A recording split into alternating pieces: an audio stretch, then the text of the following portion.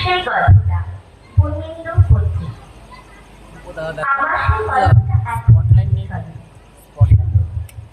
পাহাড়টা আগে বলেছে ভালোবেসেছিল মেঘকে, আর মেঘকে শুকনো ঘটঘটে পাহাড়টাকে বানিয়েছিল বছরের চোখটা।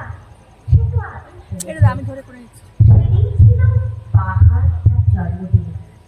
পাহাড় মেঘকে বললে আজ তুমি লাল শাড়ি পরে আসবে। মেঘ পাহাড়কে বললে আজ তোমাকে স্নান করিয়ে দেব চন্দন জলে। ভালোবাসলে নারীরা হয়ে যায় নরম নদী, পুরুষেরা জ্বলন্ত কাঠ।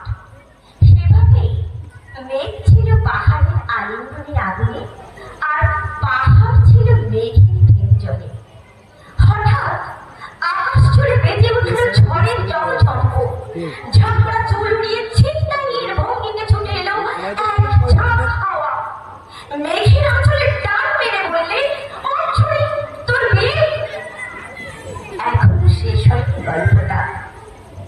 বজ্রের সাথে মেঘের বিয়েটা হয়ে গেল ঠিকই, কিন্তু পাহাড়কে সে কোনোদিন ভুলতে পারল না।